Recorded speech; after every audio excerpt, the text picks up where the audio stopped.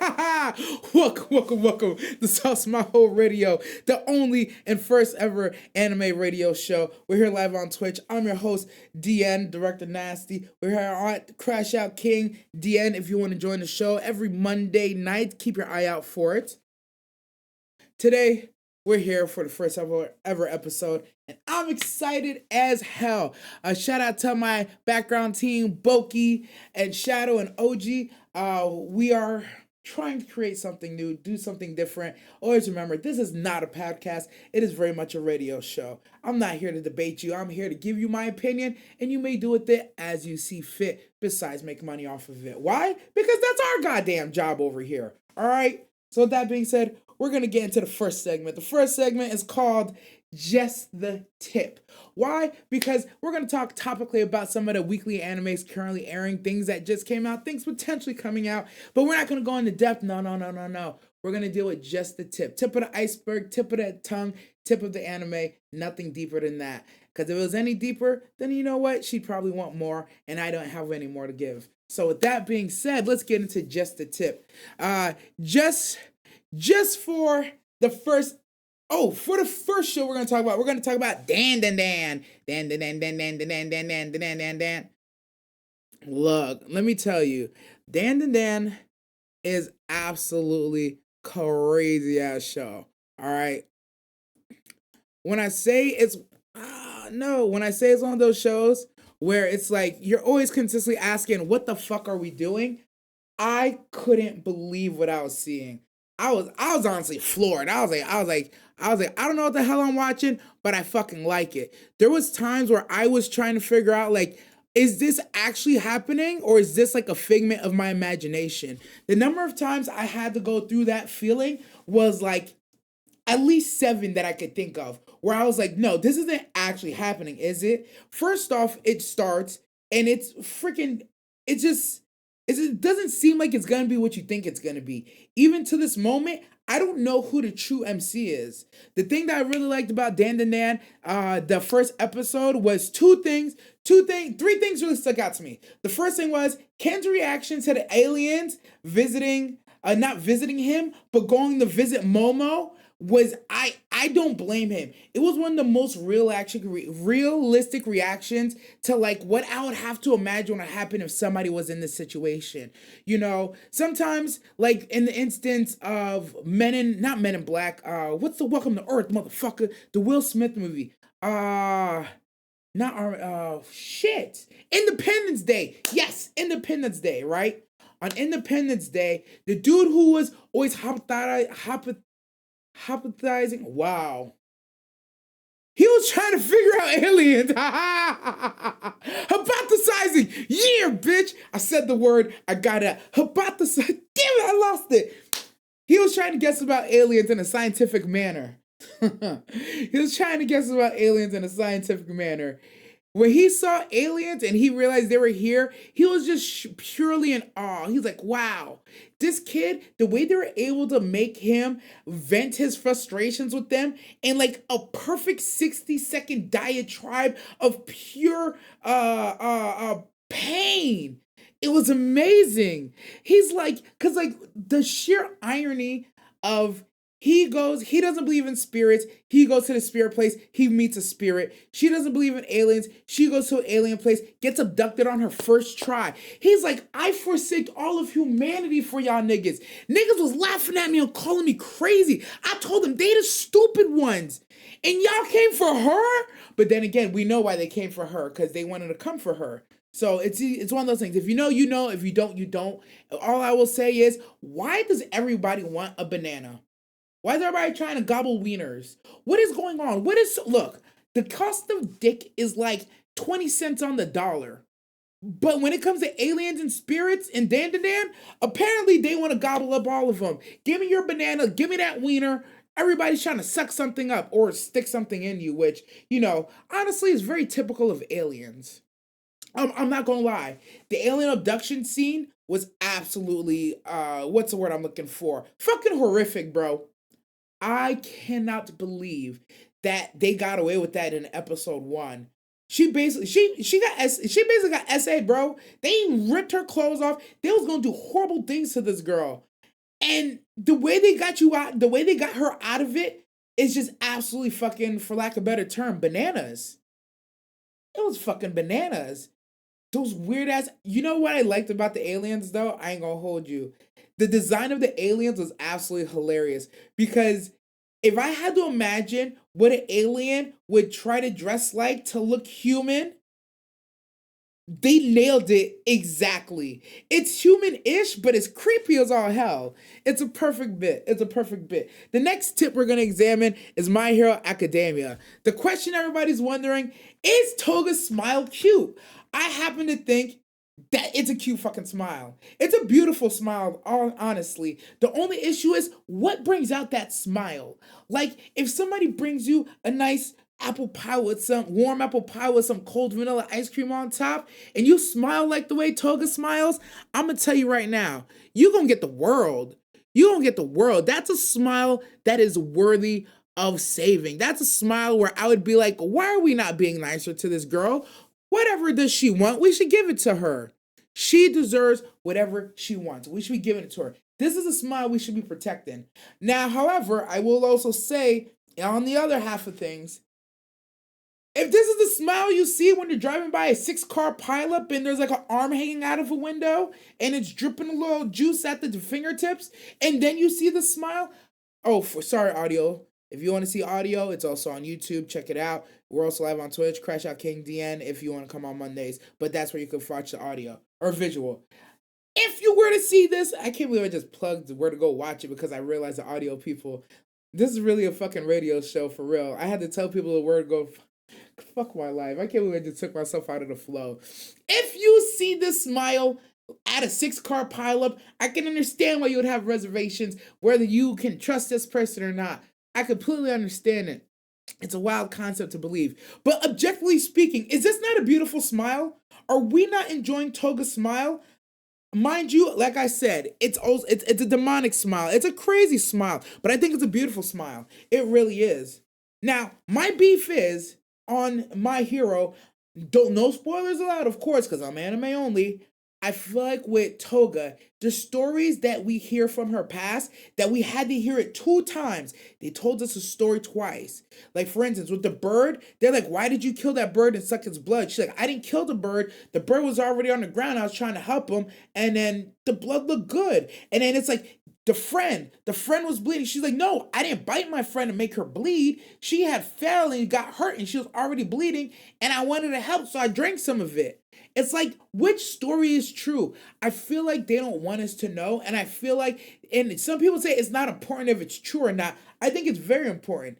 I already know there's a potential that she might be misunderstood, but also she might be exactly what she looks like. But I don't know if that's what, I don't know if I want to believe that. I would like to believe that when she was younger, the story, what she was saying was actually truth. And then when she realized telling the truth or lying didn't matter, then she chose evil. That's what I hope, but we'll never know. Bro, I'm listening on my tiny transistor radio. The fuck you mean look at this? It's like, shut up. Now, the next thing about My Hero, the last part of the tip, we're sliding down just a little bit. We're going to talk about Ochako's awakening. She was absolutely wild. In my opinion, her awakening is on the level of, and people aren't going to like this, they're going to be like, it's a bit inflammatory, but I'm going to say it anyways. Her awakening was on the level of Shigaraki. When Shigaraki went and did what he did to that city with his power, I feel like Ochako could really do the same thing. Imagine she goes to your downtown, your city center, and she's like, I'm done with humanity. I said I was a healer, but don't push me. And y'all pushed me with too many times. And she just hit the jutsu and elevated everybody and then did what Toga did and just let gravity do its thing. Hey man, I ain't gonna lie. That'd be a borderline citywide extinction level event. They would have had to call Saitama and the boys out to come handle her with the amount of people she would have taken out at once. Because do some people have quirks and be able to save themselves? Sure. But for the most part, unless you can save a bunch of people around you, there's going to be a mass casualty event if she were to do that. That's why I say it's on Shigaraki's level of what he did to that city. Now, granted, it would take a lot more out of her. It's a lot crazier of a feat because of how her power works. But at the same time, I'm just saying the potential for it is there. That's all I'm trying to say. The potential for it is there. It absolutely is. Right? You're exactly right. Her range, yeah, it's crazy. It's an insane range. It really is. So the next tip we're sliding on to, Bleach is back. Peak is back. Let me give it the respect it deserves.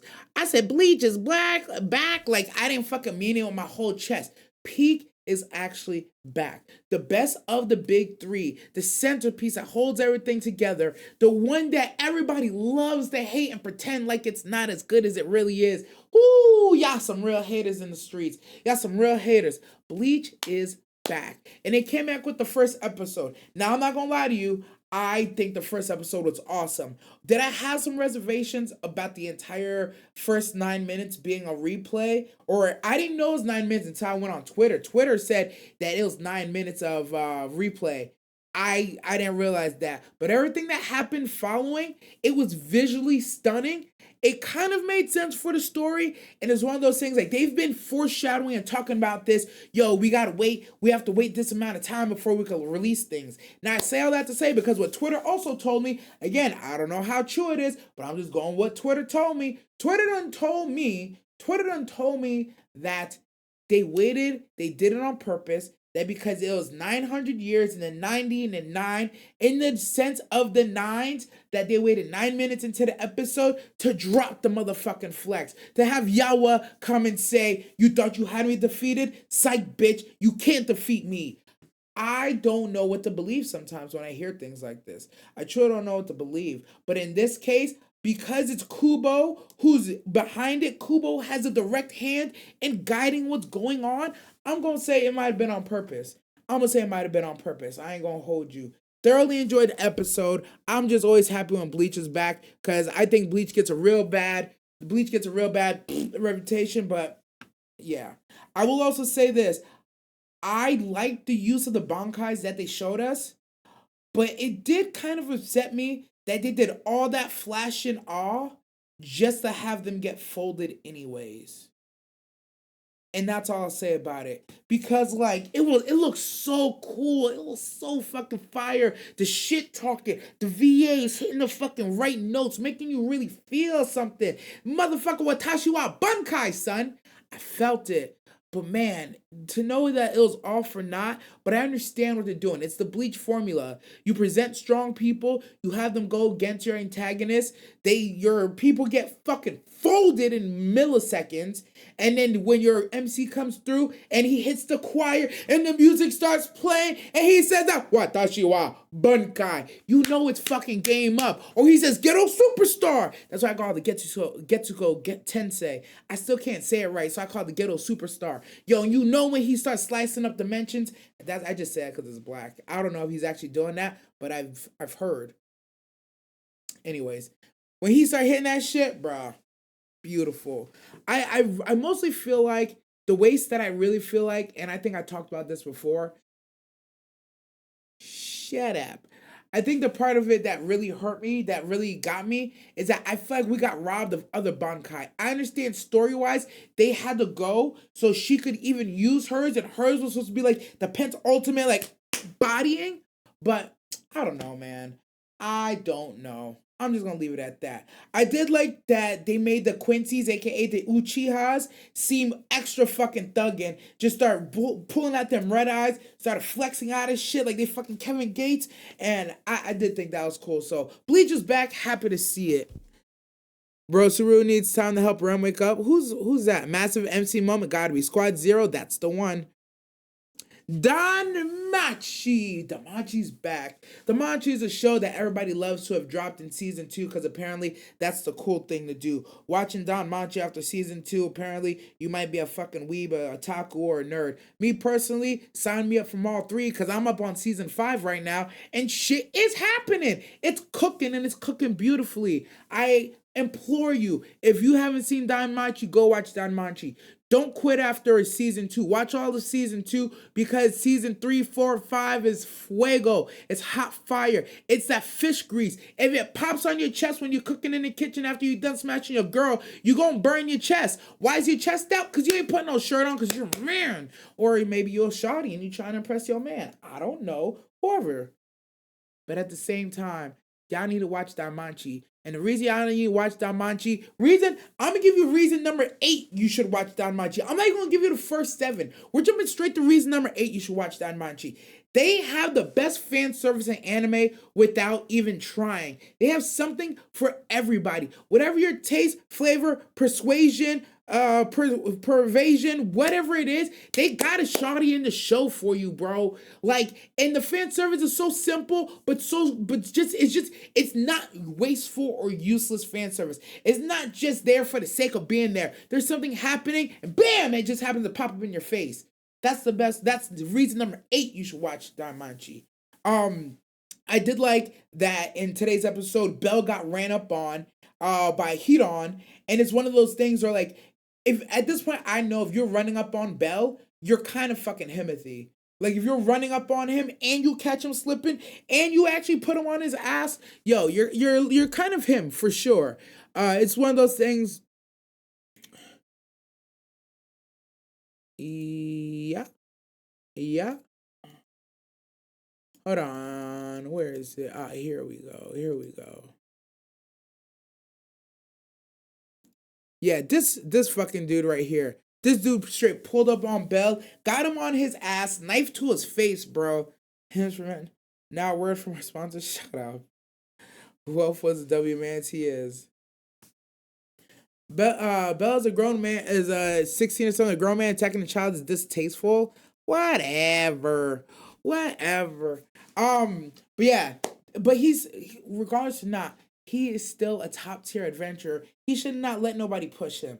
He should let nobody push him. I thoroughly enjoyed the jumping of him though, me personally, because it's one of those things where he was like just minding his business, and he's like, "Yo, I heard you trying to talk to the girl, to the shawty that's in my life. And I ain't gonna happen. I gotta make sure that you're not trash. Cause if I'm gonna lose to you, I gotta make sure you ain't trash. So bring that ass here, boy, and let me run through it real quick." And there's something about that where it's like, nah, respect. Respect. Cringe, but respect. When it comes to the sauce, the meat of the episode, Seer trying to get him and using emotional and psychological manipulation on Ryu to make sure she secures her time with Belle. That was insane. Fantastic play on her part. I ain't gonna lie, she didn't have to do it. It was a little bit toxic, but that's how you claim your man.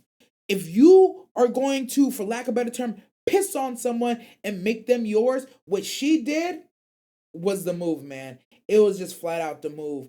I can't even argue. I can't even knock it because it's one of those things like Shawty already know he's on the rise. Little rookie's on the rise. He's going to the sky. You got to jump on him while you can. And she's just trying to lock down her position. Both legs pinning him down. That's how she's trying to do it. And I ain't gonna lie, she has a point. Because we all know, if you've been watching since season 1, I feel like she definitely had first claim on him. She definitely had first claim on him. She had first dibs. Now, did she call it out loud? Not quite. But if I remember correctly, between her and Hestia, they had first dibs. Now, to Hestia, my only beef with Hestia right now is she definitely held him back in this episode. She held him back. She should have leveled him up. She 100% should have leveled him up. No ifs, ands, or buts about it. I understand that they're trying to shadow that, like, him leveling up puts him at risk of having to deal with certain people from guilds, and certain groups would probably be coming after him to either kill him or recruit him, because once you hit that level 5, you're like in the true upper echelon of being that guy, that nigga around in the streets. So I really feel like because of that reason, she doesn't want him to have to deal with it. I feel like there's already people chomping at the bit to get to him, as we clearly see there is. So for those reasons, I understand why she doesn't want to do it, but for all the reasons she doesn't want to do it is the same reasons why she should do it. He needs that power boost to fight these niggas off, whether she likes it or not. No, we didn't. Yes, we did. Nah, Seer was first, in my opinion. Okay, next, we're moving on to Blue Loco.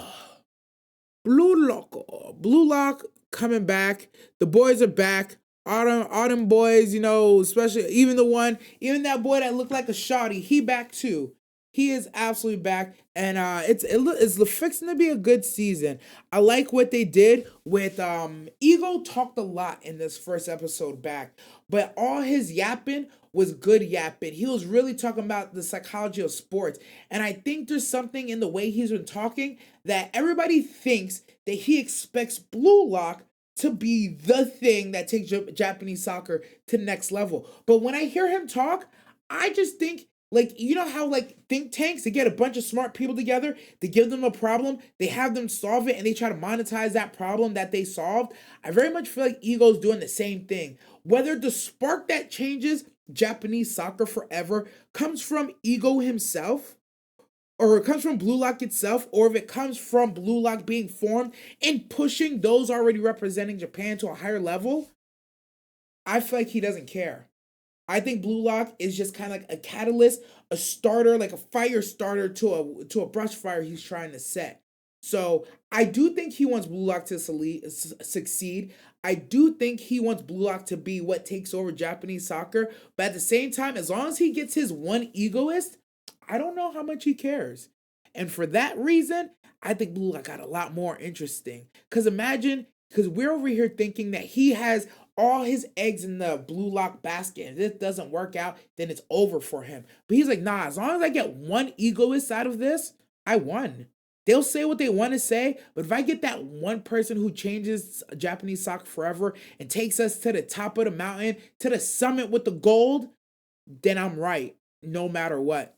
That's what I think. Let me know what y'all think. I don't know how to, I don't know if people will see where I'm coming from with that or agree, but I don't know. When it comes to the actual sauce of the show with our MC Isagi, I really feel like he needs to focus on the subjugation aspect. We've already seen him do coexistence. We've already seen him do the, being seen, whatever word they use for being seen. I know we've seen him do the subjugation where he steals somebody else's jutsu and he puts it as a puzzle piece in himself and he kind of subjugates them. He did it with Baru. That's specifically who I'm talking about. One of the ones is Baru. But I think he's so focused on coexisting and showing out, I think he's forgetting about the subjugation. And I'm excited. Whoa, after 400 years of being a black man in America, you would think subjugation would make me feel differently. But he needs to subjugate those other boys. I said what I said. I said what I said. Eyes was first and it wasn't her, but it would have been that grizzly for that Minotaur, dead. Nah, definitely he got saved. Big on him getting saved. I ain't gonna hold you. But at the same time, I'm not mad at it. The Minotaur is the main pro tag. Nah, I ain't gonna lie. That Minotaur, he a bad man. That Minotaur a bad man, boy. I'm not even gonna lie to you. He's a bad man. He's not afraid of. Since day one, he leveled up belt. True. Oh, perfect. You're talking about Blue Box. And look, we got the two shot. Well, the shotty just left. Trash Dad is back, though. So we got the shotty Senpai with her man. I don't remember his name right now. What my dog name? Taki. Chintasu Senpai and Taki. Yes, we're talking about Blue Box. So far I'm only gonna talk about episode 1 of Blue Box. I'm not gonna touch on anything episode 2, although I did already see it. To be nice to anybody who hasn't seen or heard it, I'm gonna keep my mouth shut.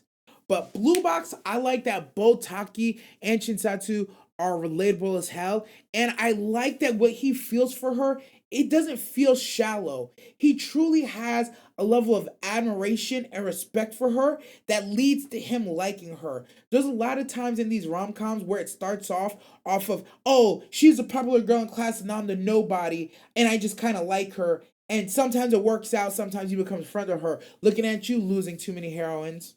Joking, by the way. But in this one, he really, like, I can understand why he likes her right away.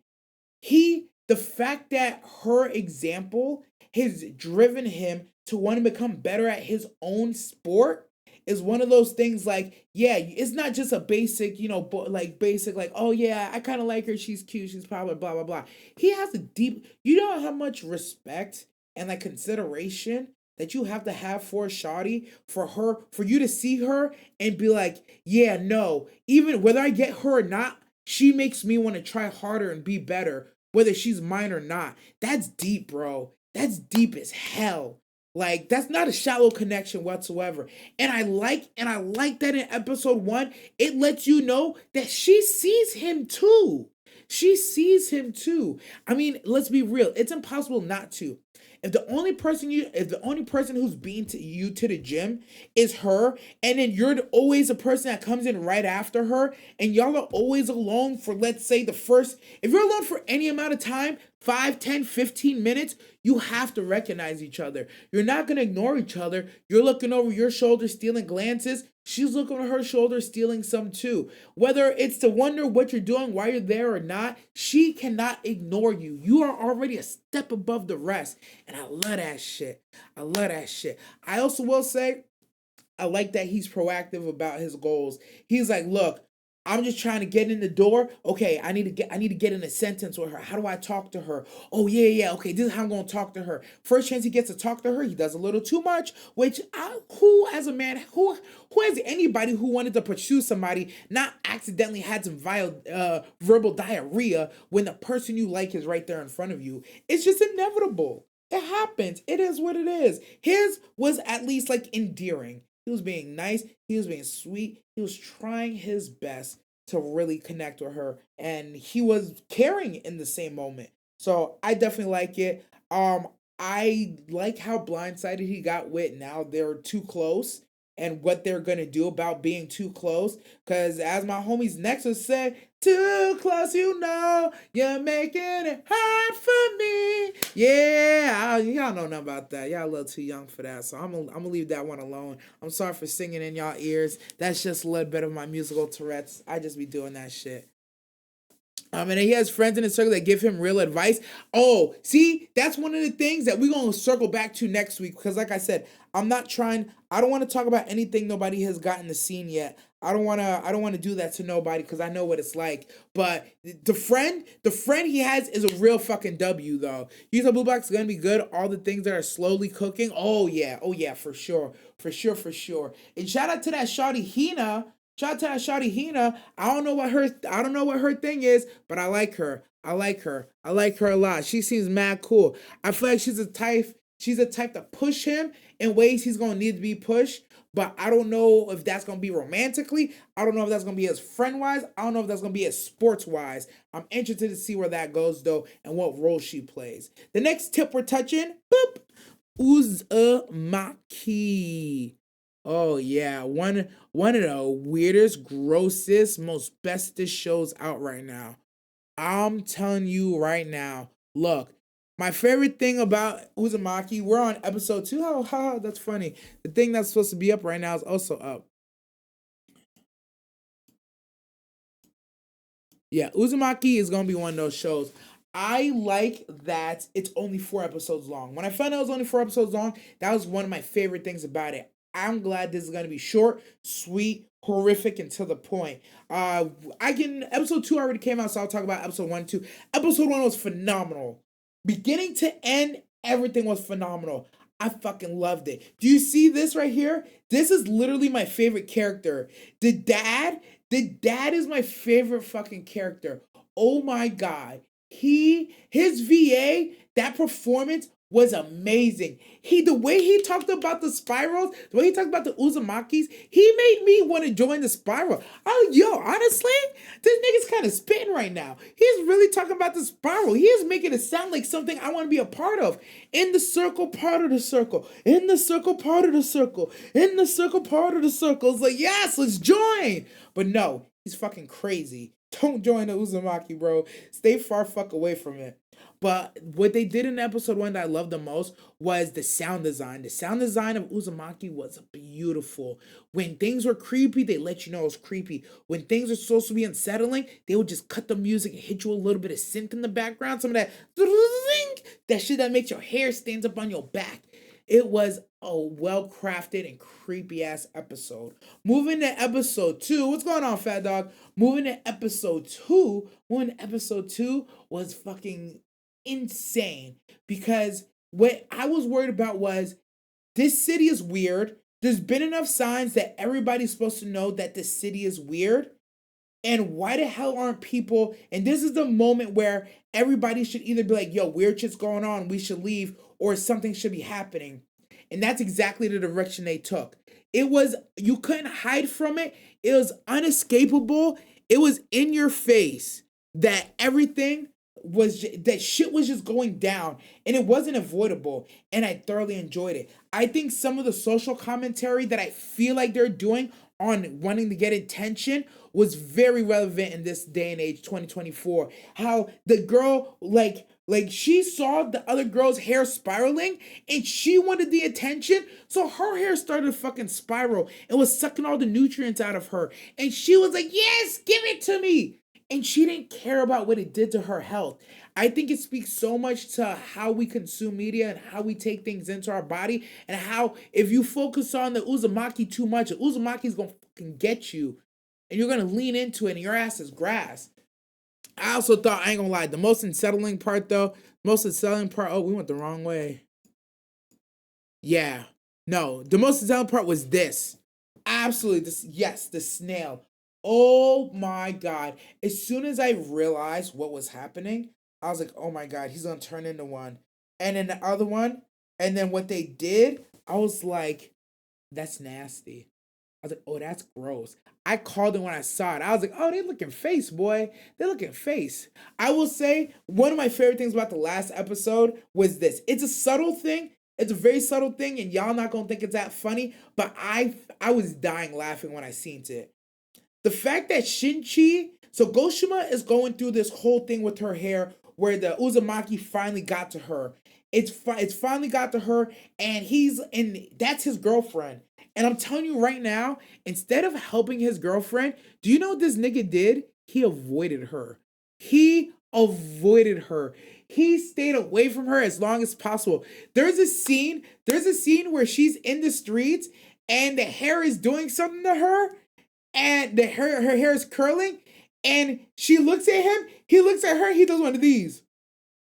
And he starts running and just leaves. He just leaves. I was like, there's elements of that's fucking hilarious. Now, mind you, he does come back. He does come back and he saves his girl. He ends up saving her and getting her out of her situation. But I ain't gonna hold you. You really have to think about it.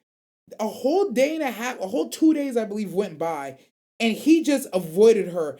Every chance he got, I imagine, he'll like go to turn a corner, he'd see the hair, and he'd just be like,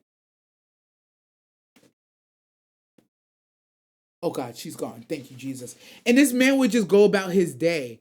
Because that in the streets, that moment, there's a moment of shame on his face where she looks at him and he looks at her and he catches her gaze and he just kind of puts his head down and he just kind of walks away. And I'm just like, damn, bro. I was like, that's fucking crazy. I can't believe that's what you did. Like, you really was gonna leave her just all fucked up. But yeah, that's nice. Oh, the snakes. Yes, remember the snake thing? Yeah, and then of course the other weirdest thing, the motherfucking twisted together. I feel like it was so obvious with the foreshadowing how they were gonna end, and I really didn't see it. My dumbass really didn't see it coming. Cause when it started to happen, I was like, no the fuck they're not. I was like, oh, that's gross. In my mind, I'm like, look, they're gonna try to run away, they're gonna get caught. They got caught. By the way, I'm not gonna lie, the animation for that beach scene was fucking ass. I still enjoyed the episode, but the animation for that beach scene was ass. More ass than Cardi B and Meg Thee Stallion and Pinky in the same room shaking it together. Ass. Oh my god. But yeah, I digress. The how that couple ended up just like the snakes, the foreshadowing was in your face. I don't know how I thought it was gonna end. I didn't expect it to end like that, but when it ended like that, it just kind of made sense. It really made sense. I'm like, you know what? They told us how they were gonna end. They showed us how they started, and that's how they're gonna end. At the beginning, they showed us how they're gonna end up, and I just did not imagine us getting there. The way they got there was absolutely hilarious. It was disgusting too. My favorite part, though, my favorite part is the family. It's still like, come on, if we work together, we can still pull them apart. It's like, are you stupid or are you dumb? What is wrong with you people? There's no way, but they said it. Their souls and their minds are so twisted, not twisted, spiraled out that they're all sense of logic, whoo, out the motherfucking window. Out the motherfucking window.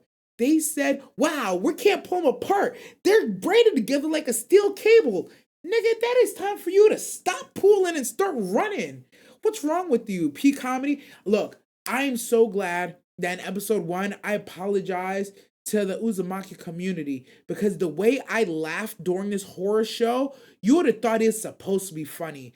But they explained to me that it is horror, but there is an element of comedy in that horror that is okay to laugh at. And I felt like for the first time in a long time, there was an anime community that really accepted me and my nonsense. And for that, I appreciate the hell out of the Uzumaki community. Because I was laughing, obnoxiously laughing. Not even like, ah! Like, I was cackling, bro. My whole heart was in the laugh. I'm telling you. It was insane, but hilarious. Objectively hilarious. Honestly. The last tip we're going to slide down, Oshinoko. I know, it's called Just a Tip, but the whole thing almost took an hour. Who am I kidding, right? Oh, actually, it's not an hour. It's not that long. Last thing we got, Oshinoko. I was shocked at how Aqua and Akane ended up. I was shooketh. I thought Aqua was being very what's the word I'm looking for? I thought Aqua was being where's my words? I feel like Aqua, when he was when he was going around town, he was being reckless and letting Akane see all these things, only to find out he was doing it on purpose because he was hoping that she would put her detective skills to use and find where the body is. You know what the pure irony is? It was nothing to do with Akane's detective skills to find the body. They stumbled upon it because fate and a goddess themselves, who I believe to be a goddess themselves, came through and absolutely altered the trajectory of everybody's lives. And I love the fact that the moment Aqua has achieved nirvana, peace, the peak of human nature, and that he has selected a shoddy, his waifu to be, he has closed the chapter fully on his revenge. And as soon as his book closes, Ruby's opens up into beautiful, absolutely beautiful anger, bro. I am so excited for this Dark Ruby turn because I hate to sound like this guy. She had been living her life very happy-go-lucky. I understand why she had been living her life very happy-go-lucky, though. I truly understand why. It's not fair to her to have the past life that she had and then come into this reincarnated with everything she would ever want and then have it taken from her. And so she just chooses to bury it deep within. But I'm happy to see this darkness. The reason I'm happy to see it is because her brother, they switched. Now he's all happy-go-lucky, but she's waiting for him to get revenge, and he has no intention of revenge right now. He doesn't give a fuck right now. He gives no fucks right now. Whatever they're going to do with the story, go ahead, stir it up, cook it up. I'm excited. Do your thing. Oof. I thought Akane was also interesting because I could tell her resolve was her insides did not want to leave him, but she knew on the outside, like in her logical mind, she needed to break up with him. Only to absolutely fold after what this man told her. After what this man laid out on her, I did it to you on purpose. I needed to use you one more time so I could decide that I want you forever. And she folded so fucking fast. And not only did she fold the first time, the second time when her brain started going to work into detective mode, and then she thought about him, as soon as she felt the warmth of his lips on hers again in her soul, pew, thought was gone, out of her mind. I'm going to say something that's so toxic. and this is something that I haven't told anyone else. I really just came to terms with this. Now that they're official and he has her, I don't like them together. Leave her alone. I feel like what he now that they're together and seeing that the part of her that I love the most, that detective brain, that kind of overly protective like love vibe that she had, now that he has her, I feel like he's changed who she is fundamentally. And because he's done that, I don't like it. I like the Akane that I had. The Akane that folded, the Akane that folds to freaking Aqua. The Akane that folds to Aqua, I don't like her. I don't like the Akane that folds to Aqua, bro. I feel like that's not the universe, that's not a universe I want to live in where this is who she chooses. Like this should not make her fold. She should not fold. She folded to this. And it's like, damn, girl, I really feel like she's stolen. I feel like a part of her is completely stolen from us. But I'm happy for them. I'm honestly happy for them, but I don't know if I want them together anymore. I call her 1A. I want her to be with him, but I want her to be happy. But now that she's with him, I don't know if she's gonna be happy that she deserves. And now that I'm saying it out loud once again, I don't know if I'm being a hater because I like her or if I'm actually looking out for her best interest. I think I'm looking out for her best interest. I truly do. But at the same time, it's like, yo, girl, run. Girl, run. And last but not least, we're going to talk about ReZero. I said the last tip we're sliding on. Guess what? I was wrong. We got one more tip to examine. That tip is going to be motherfucking zero. Now, here's the thing about ReZero. And here's what everybody has, for a lack of a better term, been on my dick about, right? The thing that everybody's been on my dick about with ReZero is this point. It's that when this scene is going on with Subaru and Wrath is there, the shit that they're giving us, the shit that they're giving me, and what I eventually realized was that as far as like Subaru, did you not hear what this bitch's name was? Like, why are you not jumping her ass right the fuck now? Like, it should be on absolute sight. I don't know. I thought I heard somebody knocking just now. I ain't gonna lie. It should be on absolute sight when you hear the name Archson Bishop. Archson Bishop, it's hands time. But I accept that the genjutsu that she weaved, the Uchiha bloodline power that she did on them, it started the moment she introduced herself. I feel like either I've heard people say, I've seen the collective tell us that when she clapped, that was the beginning of the genjutsu. So once the clap happened, there was no going. I happen to believe that that might be right, but until I get told or until I see that's exactly what it is, I'm going to wait. I'm going to wait because I know people talk without knowing, but I also know that maybe that just happened. I just don't remember it. But I understand that he was in jutsu. I'm glad I didn't jump on him and I wasn't like on his neck, like, do something, Subaru, gosh. Because by the time I'm like, nah, something's wrong here. And then everybody starts chiming in. It was a wild ass scene. As far as I'm concerned, from my understanding, that was his first RBD in like probably like 14 months or something.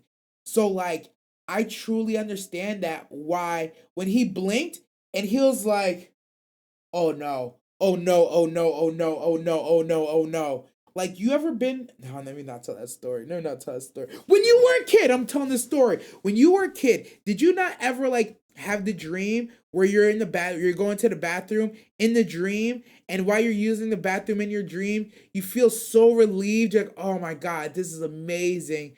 And then you wake up the next morning, and it's like somebody threw a glass of water on you, but just the area around your pants. Yeah, I feel like that's what he went through. I feel like he went through the dream and then he woke up. He was like, oh shit. He was like, no, no, no, no, no, no, no, no. I honestly don't blame him. I'm excited for the suffering. I ain't gonna lie. This season, I am so ready and excited for the suffering. And I sound like such a piece of shit saying that. But I don't care. Why? Because it's goddamn fiction. And also because it's goddamn Subaru. We know why we're here. Let's not pretend like we don't. We're here to see him suffer, baby. That's it.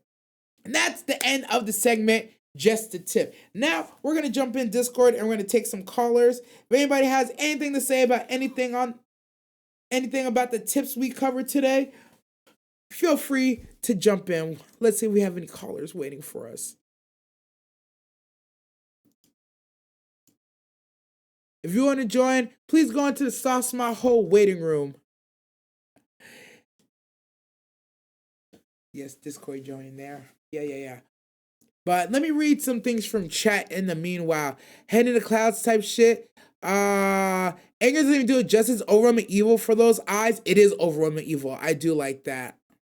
That relationship is built on sand. I'm fucking screaming. I believe you're talking about Akane and Aqua. Yeah, that one's not gonna take a loud one. Ruby took a hip bone with her, a femur, bro. Imagine. I feel like she might be the type to do that.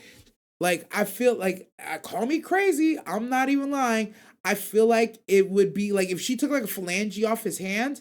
I feel like I wouldn't be surprised if she really took a phalange off her hand. Like that absolutely makes sense. That actually makes sense.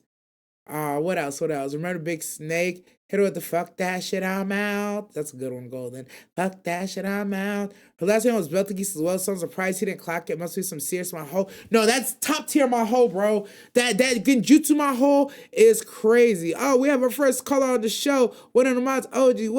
Welcome. What's your name? What's your beef? Talk to me. Yo, first time caller, long time listener. Hey, long time, forever, ever. Ever, ever. Ever. What's your beef? What's on your mind? What tip do you want to jump on? My tip is you were talking about where you were talking about Blue Box episode 2. Yes. No. Well, I didn't talk about anything from episode 2. I was trying to avoid it because I know it's out early. But by the time people see this, it should be out completely. So actually, go ahead. I'm listening. oh no, cuz I can't find it. So I Ah, was like, tough. "What?" Oh But yeah. yeah. We may or may not have had some assistance from someone, potentially on the high seas or from Somali, something like that. Monkey D. Luffy, one of them people. But yeah, apparently yes, that it's available certain places. I just don't know where. Gotcha. I just have to check out the reaction you guys posted. Um I have a question. One for Don Machi. First episode, who do you think impressed you the most? To me, it was actually that ED. Can we talk about that a little bit? Go ahead. Go ahead. Um, I wouldn't mind actually seeing a whole episode of just that. Oh, Freya. Yes, sir. And No. also, what are your predictions on the whole Seer thing? What do you think's gonna happen with that and Bell? Okay, so first off, Freya, God, yes. That ED, they went crazy for absolutely no reason, and I loved them for it. Anybody who's not watching Daimanchi, that's your own fault. It's your fault for not getting up. Yo, suiting up, oh my God. The only thing better than watching clothing come off is sometimes watching it go on, especially if it's going on in the right way. And when I tell you she got them things, Jesus. But yeah, as far as with the Seer and Bell stuff goes, I made a lot of wild accusations and suggestions as to what her identity was. At first, I was like, is this a clone of Freya? Is it a daughter of Freya? Is it just somebody who just owes her and is under her servitude? I feel like it looks exactly like her. I personally thought at first it was just a copy of her that like she has like a genjutsu like on some Naruto shit. She made a shadow clone to go seduce him and like bring him to her. But I don't get that's the vibe. I get that this person, by all means, might have the ability to stand up to Freya to a certain extent. So I'm wondering what her lineage is, because when most anime it always comes down to who's your mama, who's your daddy, and why are you so important all of a sudden. She seems like just a random server at this local tavern, but to even be able to make a bet with Freya like that, I feel like you have to have some weight behind you in your name. I just don't know what. As far as what's gonna happen with her and Belle, ain't gonna work, bro. Belle's for the streets. That poor, sweet, innocent virgin boy whose only sword or cave he's looking at is a sword in a sheath that's on his hip, he ain't gonna do shit with that. But I will say he does understand. He does understand attraction and that these shawties might like him and that he needs to tread carefully. But as far as executing, my man has no closing ability. I feel like he has no interest in knowing what that's like, feeling the inside of nobody's mouth or anything like that. So I think it's just gonna be a nice date. It's gonna be a good time together, but it's not gonna be what she thinks or what she wants it to be. Because the bet she made with Freya was pretty fucking insane. It's like if he never figures out, then you're good. But if he ever figures it out, you have to leave forever. It's like, but figure out what? And you have to know that in this city, nothing stays quiet forever. Everything always comes to like fruition. So I feel bad for Sierra because she's gonna end up in the "you're never gonna see him again" boat. Especially with cock blocking. I mean, best girl Hestia and Lily in the background. Yeah, they're not gonna let that fly. They've already started doing like their little background checks and stuff. They gonna figure out who she is, one way or another. And I feel like Hestia has already dropped some hint as to like Daryl's sign of a ceasefire of some sorts. So I'm just to see what happens with that. I skipped Tower of God on purpose. I'm talking about that later. But yeah, Cool, cool. My thoughts, last thoughts. question. Okay, Last okay, question. Well, actually, on that whole thing okay. with Freya and her being a clone or whatever, Yeah.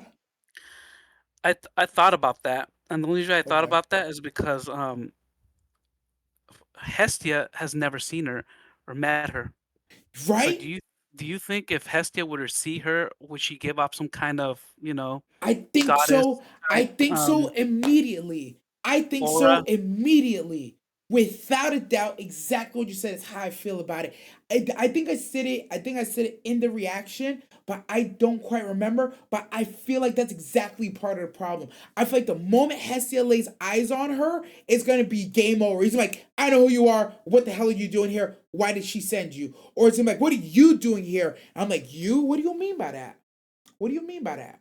So it'll be interesting to see. My real shot in the dark, my true shot in the dark is that it is because I don't believe Freya has children, as far as I know, like direct biological children. So I would say she's a type to be so narcissistic and crazy that she'll legit make a clone of herself as a baby and then at some point get bored with said baby and just be like, yeah, go do whatever. So that's why the Sierra girl has like this goddess type aura if she does. That's my shot in the dark. That's what I think is really happening. But I feel like that's That's a complete shot. crazy. I feel like that's a crazy ass shot in the dark personally. But That's Freya's the type crazy. that would do something like that. Like have a kid and intend to love it and then be like, actually, I'm bored of this experiment and just like go about their fucking day and just like stay the fuck out of my way. I don't you ever get it fucked up. There's one thing I know and remember about Freya is that no, none of these other god or goddesses fuck with her. Not a single other one. They don't. Well, they do, but they're more afraid of her than they are like, oh, we're friends with her. She's a terrifying person, fam.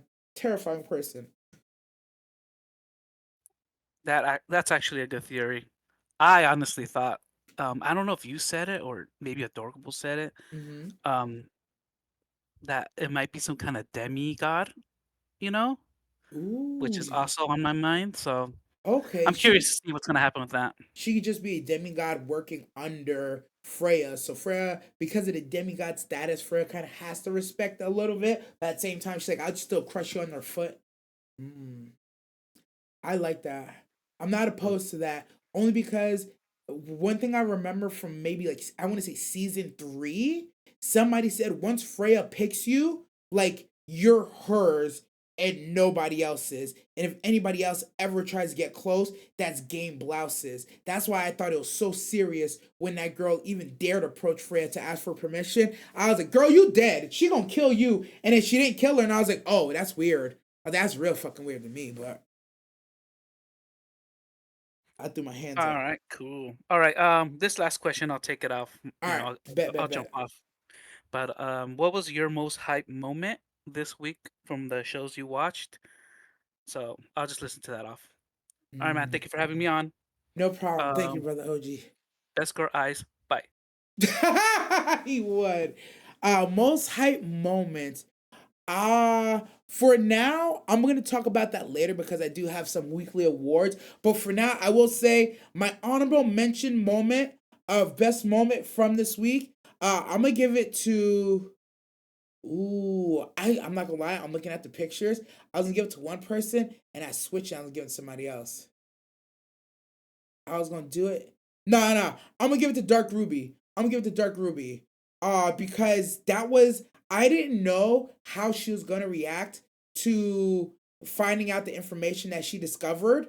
And I didn't expect her to figure out what Aqua has been doing this whole time. So realizing that her descent into madness, this is beginning her descent into madness right as the peak of her career is potentially coming is fucking amazing. I think that's its own kind of hype where it doesn't have to be fighting, throwing hands, or classic shonen hype, but it's excitement for the potential of what somebody might do in the future. I thought she would have floated into despair. That's fine. That's fine. All right. Any more callers? One more caller. One more.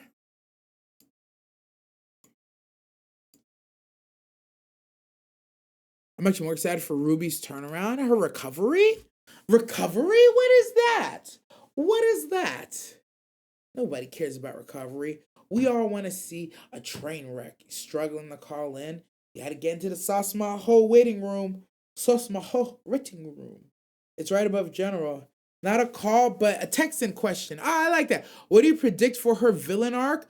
Ooh. What I predict for Ruby's villain arc? First off, I expect her performances to be much different. That's first and foremost. I'm definitely excited for the change in performance. Um, I honestly don't know because Ruby has been such a happy-go-lucky character in hiding how she's been dealing with the things that happen to her life.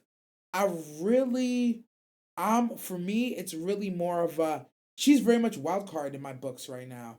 I don't know how she go around plotting. And I'm going to say this, I'm going to say this one time only. I'm going to say this very carefully because I know Aqua's cumulative knowledge from his lives is probably like 50 something years versus Ruby's cumulative knowledge is probably 23, 24 years total. Because of those numbers, maybe 26. Let's give her hypothetically 26 years total experience, right? Knowing that the first ride was a short one.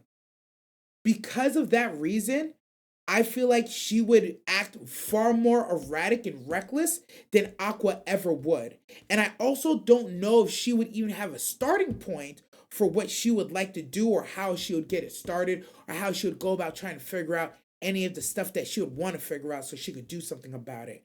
I would hope my estimation is this. She is going to be going her career is going to be going up, her mental is going to be going down, she's going to have a lot of these roller coaster moments. Aqua's going to have a come to Jesus moment with her, and in that come to Jesus moment she's going to explode on him and say, what the fuck haven't you found the people who killed mama? And he's going to be like, wow, what the fuck? And then he's gonna have to go, they're gonna have to start plotting together. That's how I see it going. I think she's 29 at the end. Okay. Two archbishops in one place is a setup. Okay, aside from the lolly, St. Archbishop agreed was there, and those rats showed up. Oh, I did. Okay, so I did hear that Greed was around. I I thought I heard that Greed was around, but I thought I got Greed confused with Beltageese, so I just kind of let it go. If there's two in this place, oh yeah, this season is just starting off terrifyingly fast. I'm I'm so fucking scared if two of them are there because I can't imagine what two of them in the same place are gonna do. Oh, two of them. Wait, is Greed the boy that bumped into Amelia, or am I stupid?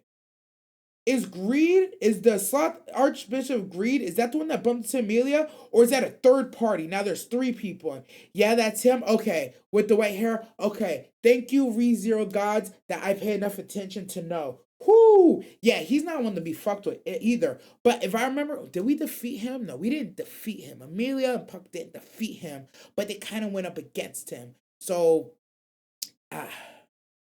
He fought Rum with Gluttony in season two. Okay. Okay, yeah, that's exactly what I said. Beltageese was sloth. See, I knew Beltageese was sloth. That's why when they said agreed, I was like, I heard it and I was like, I'm gonna delete that information from my brain because I don't know what to do with it. But yeah. Okay, with that being said, we're gonna move into the next segment called announcements. This is where we talk about things that are coming out, things we're excited for, things that got their green light, red light, blue light, who light, what light, this light, that light, all light.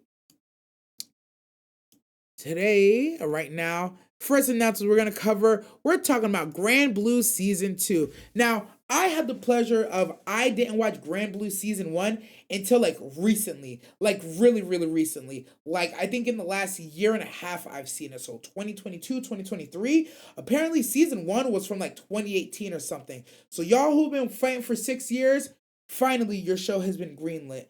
I'm not gonna lie, Grand Blue was very much a show that had to grow on me because of the theme. A lot of times I didn't get what the hell's going on. I didn't understand why something was supposed to be funny. I didn't really think that there was actually a scuba club. I just thought it was a meme. And then I realized, oh my god, it's actually a scuba club. My favorite thing about Grand Blue, they're actually in college. It's not meant just me saying the shawties are in college so I could simp after them and bark and do all that nasty shit about them. No, no, no. These ones, actually in college. Thank the Lord. Thank you, Jesus. Hallelujah. Like, damn.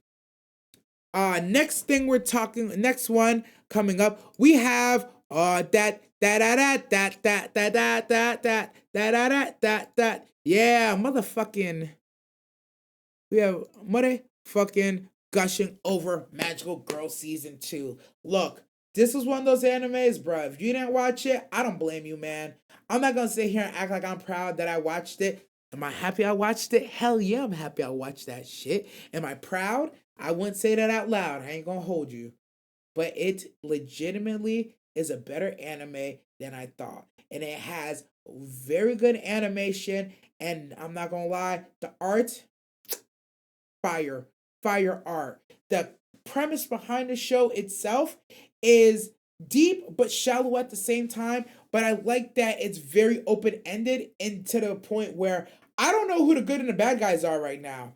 I feel like I'm supposed to know who the good and the bad guys are, but right now everybody looking kind of fucked up in my opinion. I feel like both sides. I feel like this is one of those wars of attrition where both sides need the war to keep going so you keep funding and justifying what they're doing. And because of that, I look at it objectively as neither side is good or bad. Y'all are just putting on a play to keep a power or energy system going for the sake of your own benefit. And that's the best way I could say about these. Next we got Gushing's coming back. We got Elusive Samurai Season 2 popping up next. Excited for that. Elusive Samurai is going to be nice fire. Elusive Samurai, I will say, although the story isn't 100% captivating, I will say it has some of the best artwork of its season.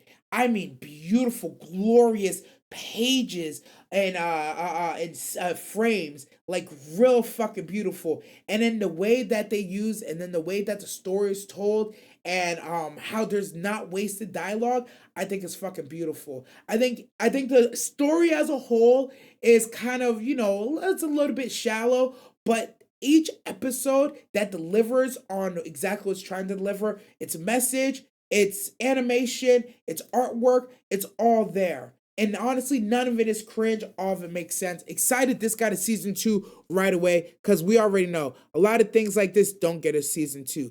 Oshinoko season 3 has already been announced. We don't even have to talk about that because Oshinoko is just one of those goated ones where, like, if they weren't going to do another season of Oshinoko, I'd have told them, what the fuck are we even doing here? Full DJ anime with a good story. Ain't seen one since high school DxD. But sir, actually surprised me in this anime. It's actually good. Yes, gushing over Magical Girls. The story is actually good. I think I did a disservice when I said it's not deep, but it's also not shallow. It is an interesting premise. The very premise of the show is just interesting as fuck. And I'll just leave it right there. It is worth the watch. It is definitely worth the watch. You see my Kiwi and Sulfur Boy? Stop. The last thing we'll talk about for the announcements is Dragon Ball Z Sparkling Zero actually drops today. If you had the 3 days early access, you got that shit today.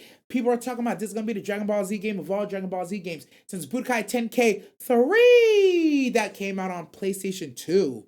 And if you're old enough to have played that and broke a couple controllers or gave yourself controller drift trying to spin in a goddamn power battle, then welcome to the elite, my friend. I hope when you wake up your knees don't crack, and make sure you take your turmeric before bed because your body needs it more than everybody else's.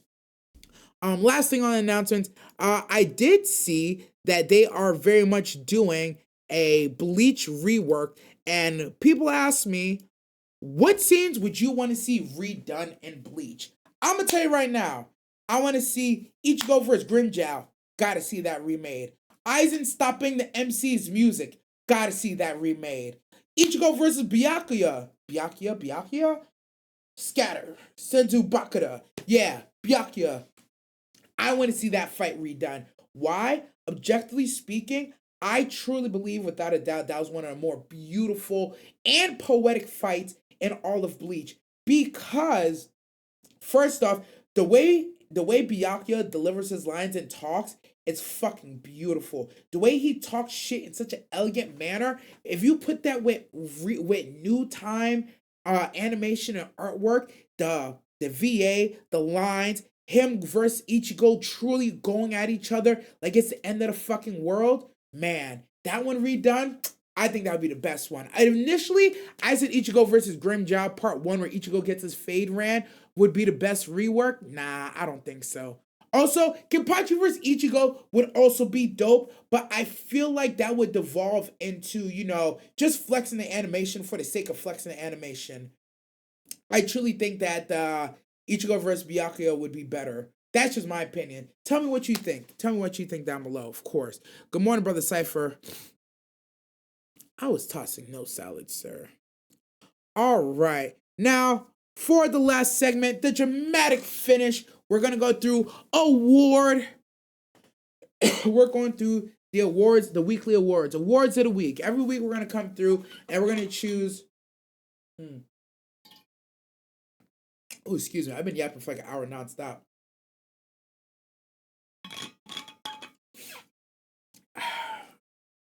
We're going to choose the awards of the week for every week. Now, this is probably going to change every week. Some weeks, some awards might not change. Why? To just be real with you, some shows are just legitimately better than others. And that's just something you got to deal with. And if there's a comedy show that's actually funny, it might be the funniest show every week. There's a romance anime that has the best romance, that's just going to be it. So we're going to go through the weekly awards right now. First weekly award, romance of the week. My romance of the week goes to Blue Box. Why? Because the formula in episode 1, it's formulating. It's hitting. It's like when you put the right amount of spice on your taco with the lime. Oh my lord. The formula for Blue Box is so simple, but it's beautiful, as we spoke about earlier. I like that the way he likes the reasons that he likes his girl is really deep, and all at the same time, he wants to prove himself whether he gets her or not. With the girl, I didn't talk about Senpai. I didn't talk about Senpai very much. What I like about Senpai is, first off, she's a baller. From one baller to another baller, hey yo, you know I'm here for anybody who's trying to ball. I made a joke. I was like, she hit him with the ball in the face, and it looked like she did an elbow pass. I was like, who she think she is, white chocolate? She did. She legitimately was working on her elbow fucking pass. You get points for me from that.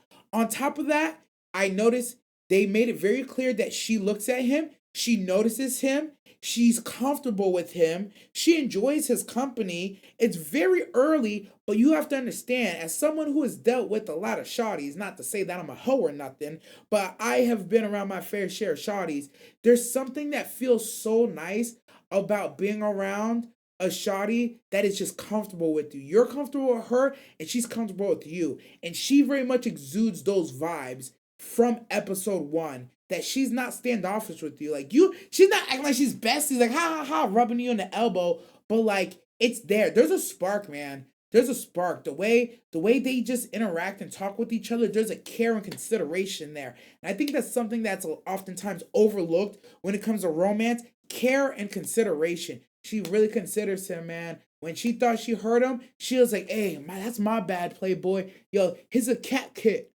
Go ahead, break it off. I like it. I like it a lot. So romance of the week goes to Blue Box.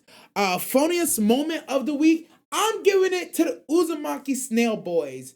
Them Uzumaki Snail Boys had no motherfucking business doing what they did. That shit was crazy to me. The fact that I made the joke that I'm like, I saw them and they was kind of kissing. I'm like, oh, them boys is kissing right now. Oh, they mating. Oh yeah, they definitely getting. They fucking.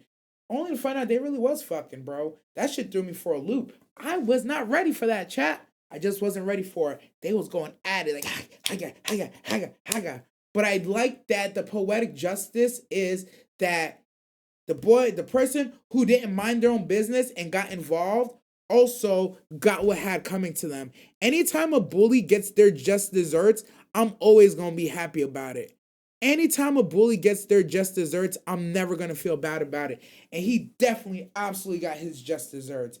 The way it ended up, him being the bottom to the person he was bullying, poetic, beautiful, loved it. Next, so that's funniest moment. Most hype overall. I would be remiss if I didn't say what the most hype overall, and it's gonna be a shocker. Y'all never guess it. It's Bleach. The reason I put Bleach as the most hype overall because that was what I was looking forward to come back the most. I was looking for that to most.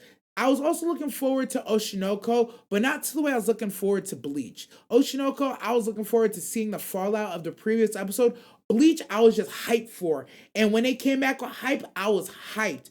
The fact that the first 9 minutes was recap, I barely noticed, nor did I actually give a goddamn. When we got to fighting, we got the business, we got the boxing. I was here for it. The flex of the Bankais we did get to see. Both of them were fire in their own right. I did feel like it was a bit chatty, but anytime Bleach is on the screen, I'm smiling, I'm happy. So I'm giving it very biasly to Bleach. Most hype of the week because I was hyped for it. Don't care. Most despicable moment of the week. Y'all not gonna like this one. I ain't gonna hold you. Y'all not gonna like this award. Then when I give this award every week, y'all gonna be like, "Are you serious? Are you for real?" I'm like, "Yes, I'm absolutely for real and serious. For real, for reals." The most despicable moment of this week was Akane folding the aqua. She should have dug deeper into everything. I wish, and I already understand. They're like, but you don't understand. She was already wrestling with her emotions. Shut up. Yes, she was wrestling with her emotions. Yes, she didn't want to leave him and still wants to be used by him. But the fact that she folded to a kiss, it hurts me, bro. And it's not even her fault. I'm more despised with Aqua because knowing him, knowing him, it was a very calculated and manipulative move to plant that kiss on her, knowing damn well that outside of her like feeling not needed by him anymore and her trying to pull away from him and him knowing whether he means it or not, he planted that kiss on her knowing that it would change her mind. He knew it. Whether he actually wants to be with her or he just can't stand the thought of her going off and being without him, and not like at least giving her some of the reciprocalness that she wants. Like I just think he's doing a lot. And I like that the foreshadowing they did in a previous episode with them talking about how they've never gotten physical, so there's no way it can be real. And now he chooses to get physical to make it real. Despicable that she folded, despicable that he did it. Honorable mention to despicableness of what Hestia is doing by not leveling up my man Bell. He should be a level 5. Give him his level. Give him his level. L episode of the week. Y'all not gonna like this one. L episode of the week goes to Tower of God. Why did this L episode of the week go to Tower of God? It's not for the reason that you think. Tower of God is an L episode of the week because this episode was legitimately a good fucking episode. I feel like we got back to plot. I feel like we got back in the kitchen and we was in there whipping like we was trying to sell coke in the 90s. We was putting in work on Tower of God. It was back to the games, back to the danger, back to the complicatedness of who do you shoot, what do you do. It was back to all the stuff that I liked about season 1. And Dorsey, back. Rock, back. Anak, back. Shibuzi, back. Everybody who I gave a fuck about was back. And we were back to doing what we already knew. The goddamn game. The goddamn game. Climbing the fucking tower. We brought back the princesses and we're going back to climbing the tower. Thank you, God.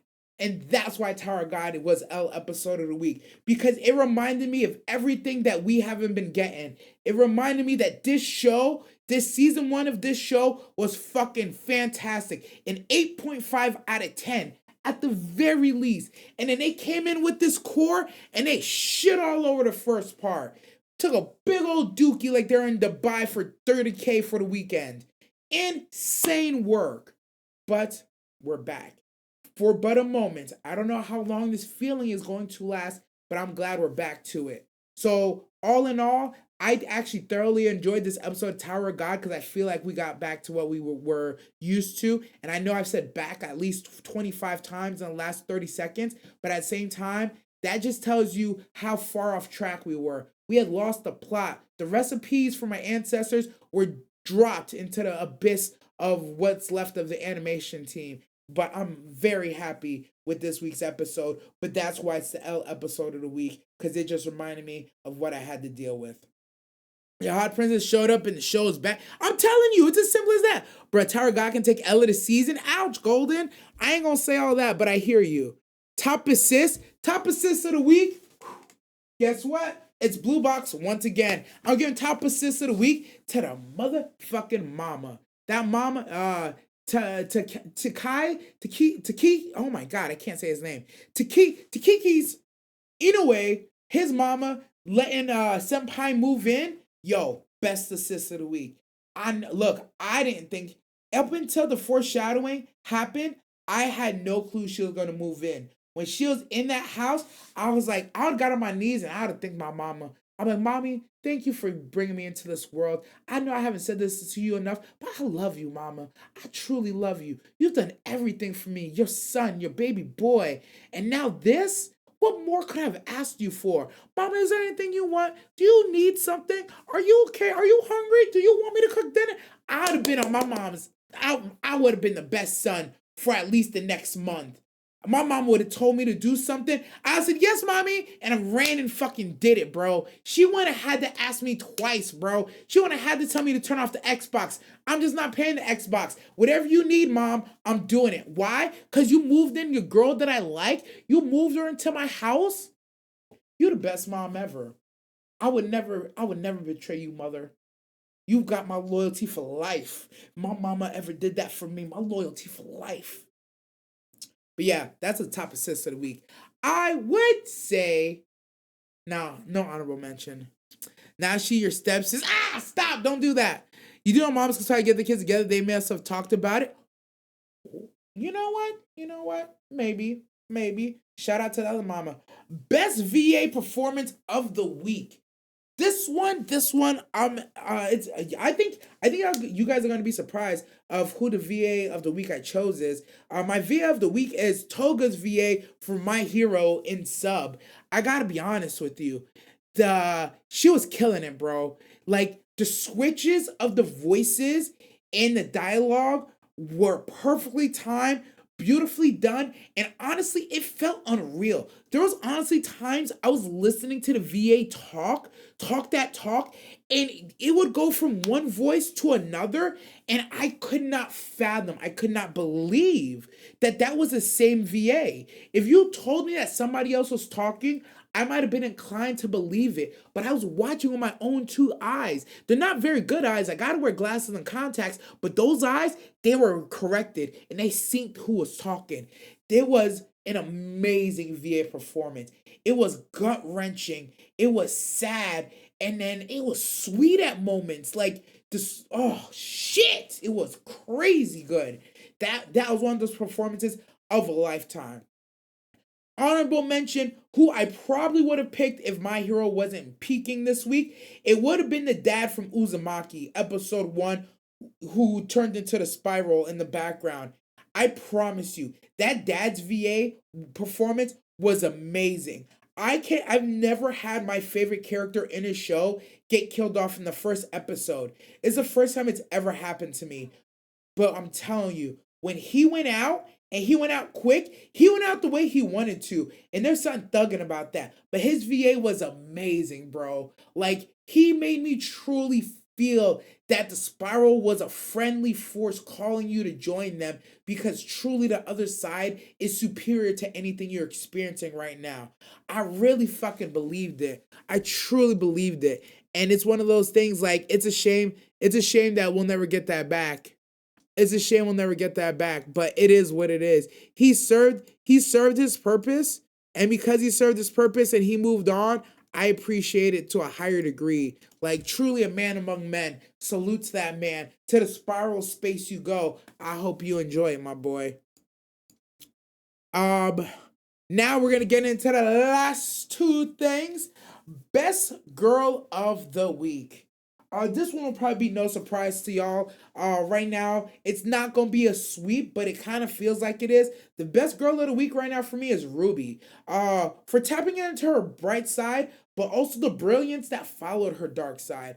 There's a lot of times, like, I will speak for myself, that, whenever my dark side takes over, although my writing ability increases, my performance ability truly suffers, right? Like, I have the duality of art where when I'm at my lowest or I'm in my darkness, I can write fantastically, but I can't perform it. I have to write in my dark times and perform in my light times. To see Ruby able to be in her dark times, but also give a performance as such that doesn't feel too off kilter, that isn't too far from what she's already able to do, or the fact that she's able to convey her dark emotions in such a way that's still so strong and poetic and truly has a draw to it. Oh shit. There was something so perfectly sweet but unsettling about the moments that they used for her in the music video, that I see why that director was that why the editor Shoddy, who is bad as fuck by the way, I see why she's like, yeah, sometimes I'd like to be an artist and just art things up. So, mind you, what we saw was the first one. I don't think she truly used the stuff she could have used. So I'm excited to see what the second music video looks like, the one that's not done yet. The first one, seeing the Dark Ruby performance, seeing her in the water like that, making that face. There's a lot of times where sadness and destitute can also be beautiful in a way. And I feel like Ruby's gonna have ability to tap into that. It's the same reason why we love goth girls, right? You might be with pale skin, wearing all black, but something about the way your makeup just makes you look sad, but at the same time makes you look badass as fuck. There's a certain element in there where it's like, I like that. I do more of that. And I really think that's what she's tapping into. I think that's what she's tapping into. Just the right amount of demented, I feel like. Might be Momo for me. Oh, Momo. I will give Momo an honorable mention. I will give Momo an honorable mention only because I feel like, as much as I thoroughly enjoyed that Dan to Dan episode, I feel like I talked about everything I could talk about it. But at the same time, that Momo as a co MC with Ken, I like that duo. I truly do. The things they did with her, was, oh, I'm missing some stuff here. Oh, I'm missing some stuff here. Damn. I jumped to best boy and best girl. Oh, it's under.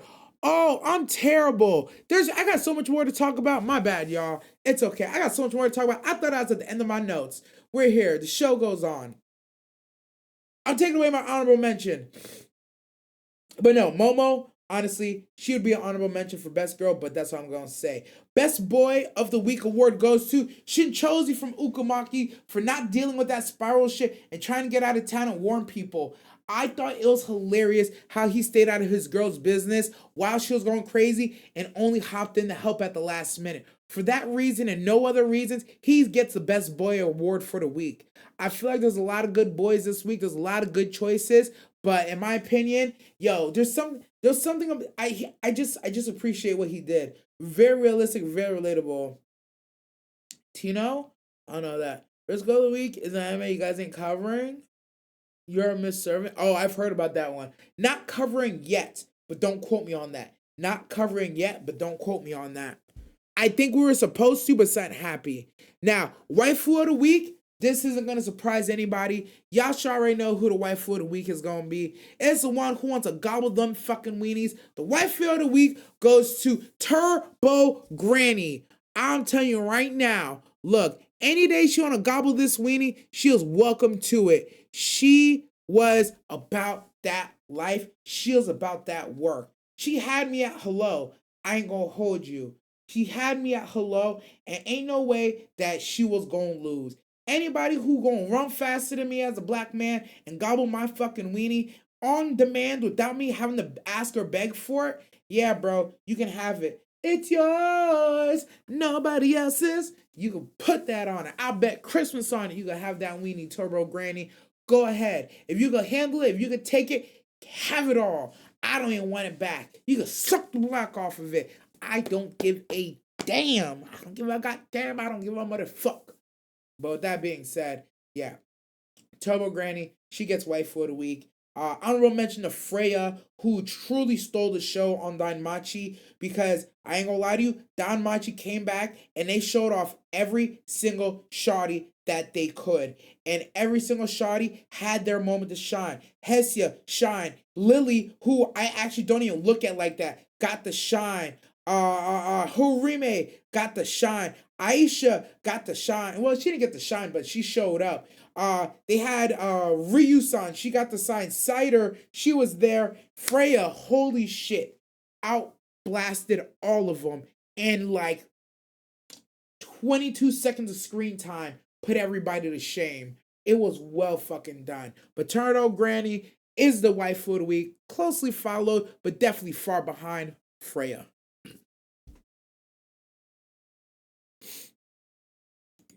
Oops, wrong button. For the last award of the week, Best Animation. Now it actually feels like a sweep. Now that I get to Best Animation, it feels like a sweep. Best Animation goes to Dan the Dan. Look, I'm telling you right now, the aliens, Turbo Grandma, the faces, the coloring, the different ankles, the post breakup. Look, the breakup scene with Momo in the first 45 seconds, absolutely fire. First, he's talking all, her man is talking all this hot shit. She doesn't like it. She says, well, blah, blah, blah. He's like, we're done. She throws a beautiful fucking kick at him, and he blocks that shit. And then, I ain't gonna lie, he returns fire, and the first thing out my mouth was, equality! Bruh. But at the same time, it was dope. My other favorite scene, it's a very simple scene. My other favorite scene is Momo when she's walking through the hallways and she's pissed off and she's mad that she just got broken up with. The first walk she's doing where she's just kind of dragging her feet and she's sad. It's so unnecessary but so fire. And then she stops to argue and yell at somebody, and then she starts walking through the hallway again, and she's like doing this other walk that's like, or no, she's doing like the Buddy Billions walk. Whose walk is she doing? I recognize the walk from something. It's like a JoJo walk or something. But she starts doing that, and I'm like, they are going off on this animation crazy for no reason. It's little stuff like that I just thoroughly enjoy when an anime is like, yeah. We don't have to do it, but we're going to, because why the fuck not? We're not gonna waste your time. And Dan does exactly that. There is no time wasted. From the first second to the last second, every single part is animated beautifully. I love the faces. I love the artwork. I love the flashing lights. I love the thug walk. Yeah, the thug walk. Oh, beautiful. The entire thing. The tunnel when he's running away from the Turbo Granny. Beautiful. Absolutely beautiful. Absolutely beautiful. Those are my awards for the week. We're taking callers right now. What are some of your awards for the week? What'd you like? What didn't you like? Do you want to argue with me about some stuff? What we doing? What we doing? What we doing? Oh, Jesus, or Hime. Sorry, I just looked at something in Discord on accident. My bad. Any write-in questions? Chat says, Shadow in chat says, best girl is Toga. Why? You can't just say best girl is Toga. If you want to write in a question or write in one of your own awards, I need a nice written dissertation that I can ingest. Best boys Felix. Ha! I'm not gonna lie, I was very happy to see Felix, and I'll leave it at that. But yeah. This has been fun. This has been interesting. This has been a whole lot of I'm just spreading propaganda. I'm dead. I'm dead. Oh, and last thing. Oh, of course, the last thing we have to cover. Episode of the week. I'm giving episode of the week to Bleach. Why? Because Peak Bo is back, guiding the show, taking it in a direction. I'm hoping that Peak Bo will lead us to not only a good, but I'm gonna say this, and people might disagree with me. I want a good and safe ending for Bleach. I want a good and safe ending. Some people would want a wild ending. Some people, I want the ending to just be like, oh, okay. And let's not forget, the GOAT is back. The man himself, Aizen, has emerged. Well, not emerged. Aizen has been foreshadowed. So I'm interested as fuck. I'm so fucking interested to see what they're gonna do. The reason I'm excited of Aizen coming back or Aizen potentially being used or released or whatever it may be is because the exact thing that they did not want Aizen to do is exactly what Yawa's doing. So it almost is like, well, Aizen, somebody saw your plan and they're stealing your plan and they're going up to do something, but we don't know what. We already know what you're going up there to do. So would you like to go stop this person for us? I don't know what they're going to do with him. But anytime Aizen becomes a possibility, I'm here for it. If there's a category to put Priscilla, where would you put her? Priscilla from ReZero. I would put her under. Ooh, most despicable. I would put her under most despicable only because I thought her being bored and using Reinhardt's from AOT. Her using the Master Sword's son, using the drunk guy, to interrupt the family reunion and completely like shit on the entire mood of the party just because she was bored was absolutely hilarious. It was despicable but hilarious. My episode of the week is actually Blue Box, just because I'm expecting great things from Dan and Nan already, but Blue Box was a nice blind surprise. Oh, you know what? I like that. I like that. I like that. I like that a lot. I like that a lot. I like that a lot. Oh my God, I'm jumping over all my notes. But you know, this is episode 1 of this radio show. Episode 1 of radio show, hey, there's going to be some hiccups. And one hiccup that I keep having is I keep accidentally jumping over shit. What is my problem? Best plot twist of the week. The best plot twist of the week. Apparently, it's a tongue twister. And ironically enough, there's also 2 other things get twisted up. The best plot twist was the 2 lovers in Uzamaki ending up the same way as the snakes. I feel like I accidentally already talked about that earlier, and that's probably why visually I saw it and I didn't think to talk about it. But best plot twist of the week goes to the lovers being twisted. And ironically, it's the best plot twist only because it really wasn't a twist. It was wildly foreshadowed right in our faces, and I just didn't imagine that's where it was going. It was gnarly and hilarious. Plus, by giving it best plot twist, think of it as my sacrifice to the Uzamaki gods joining the spiral circle. Best plot. Shut up. Talking like I got a list. Watch yourself, OG. She's the MC. Those are background characters. She can do what she pleases. I thought that was pretty funny too. When she said, what I will say about Priscilla, that was one of the parts of something she said that, a lot of times you'll hear me say, a lot of times people don't even operate within their own self best interest.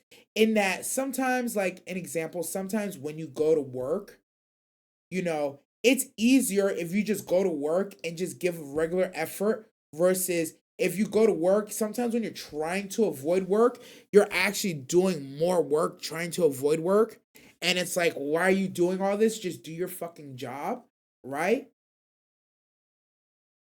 But that's not what this is. She operates that because I'm that bitch and the whole world is mine, I don't have to keep her right next to me. As long as she exists in this world, she belongs to me anyways. So what do I look like going out of my way to tie her down right here next to me? She belongs to me. So whether she's there, here, or there, she's still mine. It's no biggie. That's one of those moments where it's like, oh, you you truly you truly have thrown your ego to the side and have a higher understanding of how to be the best fucking narcissist in the goddamn world, because that's what somebody like that would absolutely say. And it's one of those things where if you talk like that, I actually don't know if I would argue with you. I'm actually kind of looking at you like, yeah, honestly, yeah, talk that shit. Like, yeah, talk that shit for real. Like, oh, damn. Like, oh, shit. So I feel that. All right. I actually skipped a lot of stuff. I'm not going to lie. But episode 1 issues. Ha ha ha ha ha ha. Episode 1 issues. Last thing we'll talk about is the quest board. Oh, the quest board was supposed to be the announcements. Wow, quest board. Back to the quest board, right? My big topic of today's radio show is people already hate Dan, and I want to know why. To see, I opened my eyes and I went on to Twitter, and I already see people calling Dan overrated over after episode 1. Truly blows my mind and confuses me at the same time. Very much Dan is one of those shows where the episode 1 was so on point and fire. I really don't know how you could have called it overrated. I don't see where there was even a downtime or an unused area for someone to say, wow, this show wasn't everything I thought it was going to be. It delivered in every way.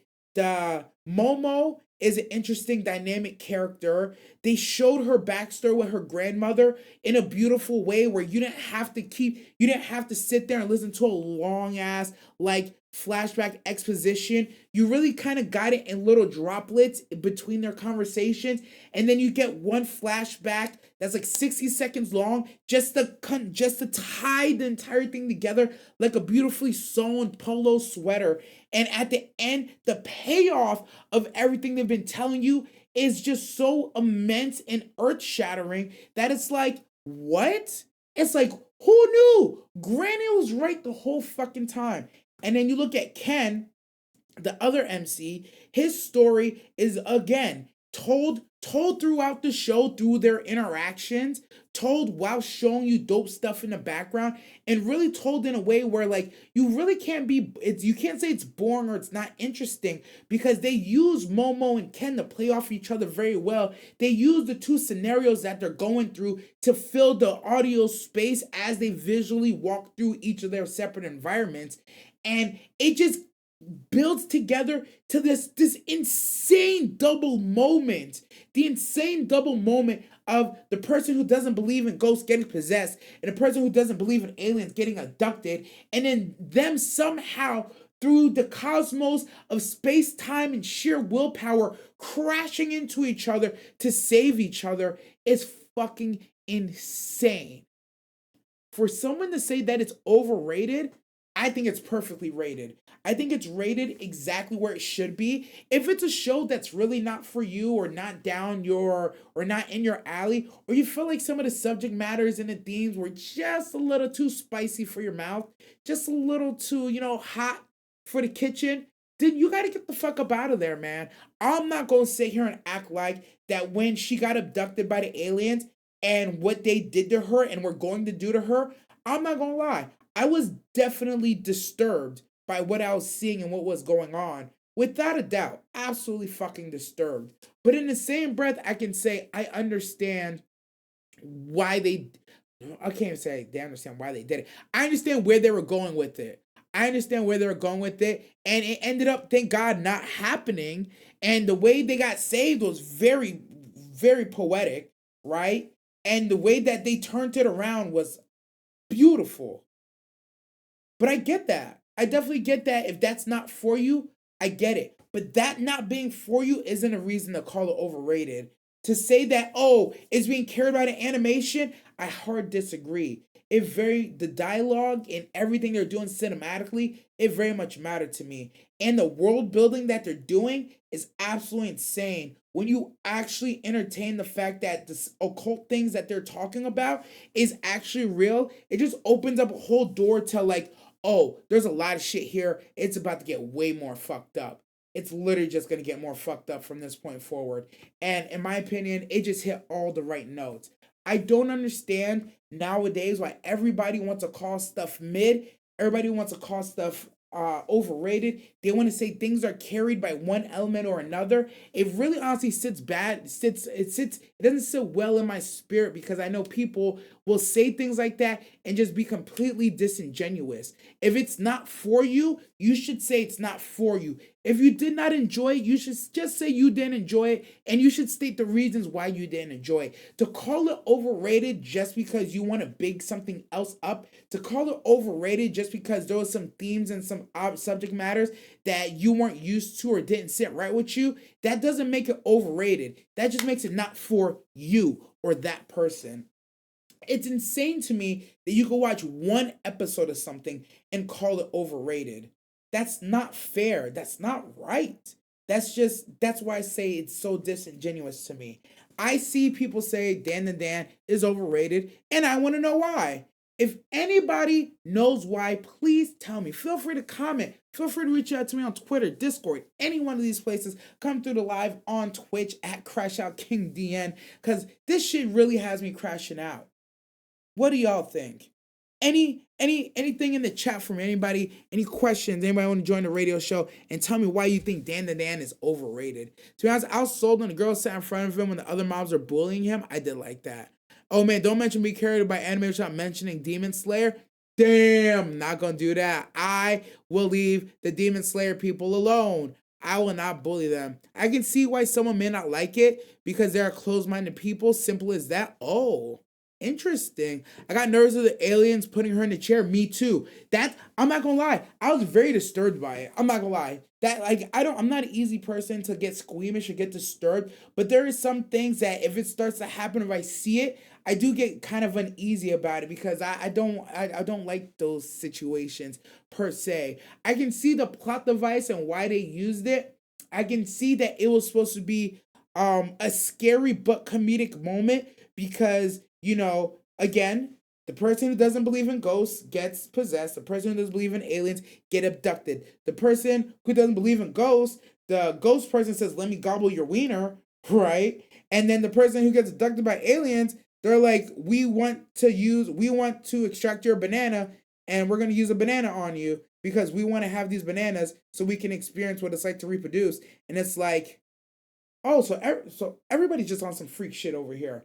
Okay, good to know. That in itself is its own level of hilarity and funny, but it's only funny because the juxtaposition of how creepy and fucked up what's actually going is versus the reason why they're doing it and how they're getting away with it.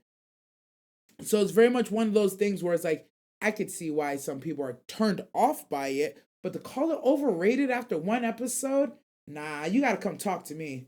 Hey, you gotta come talk to me, man. Cause you need to come here, so I put you in a fucking headlock and give you a goddamn nugget and call you a fucking nerd because it's crazy to me. I feel like even if you don't like the scene, anyone who's watched more than 5 anime knows it could have been handled way worse. Absolutely way worse. And that still doesn't make it okay, right? And I think we can agree with that. That still does not make it okay, but it honestly could have been way worse. They could have just done it, right? Or they could have done it and then done one of those things where it's like, oh, it was only in her mind. It didn't actually happen. Like, they could have done a lot of fucked up things with it. But at the same time, the way they used it, I feel like they walked up to the line, they put one foot on the line, and then they just kind of teetered on it. And they're like, you know what? I'm not gonna go over this. And then they dragged their foot back off the line, like fucking the line up and like dragging the chalk of the line back with them. That's how much on the line they were. They like literally fucked up the line. They blurred the line, I would say, on that one. I think some people would disagree. I think they were right there. I think they were right there. They really only got away with it because the aliens were kind of funny and goofy as shit. And then realizing that the aliens really were just ain't shit and having and how like she got help but she ultimately saved herself. It was good. It was a disturbing scene, but I could see way worse things happen and alien abduction situation effects. You watch redo and get myself desensitized. Well, that's one way to fuck up your entire line of thinking. So do that if you would like to, but that's not something I would for one put myself through. But yeah, that is my beef of the week. Tell me what you think. Comment that down below. If you're on Spotify listening to this, go somewhere where you can talk to me and tell me why do people hate Dan the Nan, and how can you already hate it when it just come out? Explain that to me, please, because it's one of those pain points that just don't sit with me. People already hate Dan the Nan, and I want to know why. It's crazy to me. Absolutely crazy to me, man. Absolutely crazy to me. But with that being said, this has been episode 1 of Sauce Maho Radio, where everybody has a magic inside of them, but me, I got the sauce. Ooh, I like that. I think that's gonna be the tagline. Sauce Maho Radio, where everybody got the maho in them, but I got the sauce. Ooh, actually, is that pause? That might be a pause moment. I'm gonna keep that one though. But yeah, that's episode 1. I'm hoping to churn more of these out. This was fun to do, and I hope y'all enjoy it. If y'all have any takes, any comments, if you're watching this on YouTube, go ahead and drop that down below and let me see what you think. If you're on Spotify, I'm on Twitter, I'm on Twitch, Crash Out King DN, Director Nasty on most platforms. Why? Because nobody wants to be me. Because who would want to be me? But with that being said, we're gonna get out of here. I'm your host DN. This is Sauce Maho Radio, episode 1, week 1. We'll be back in the next one. And remember, keep your sauce to yourself unless you like. No, I gotta come with a good outro. Keep your sauce in the pan. Keep your sauce in the pan until you're ready to share. Ooh, I like that. Yeah, I'm DN. This has been Sauce Maho Radio. And remember to keep your sauce in your pan until you're ready to share it. We're out this bitch.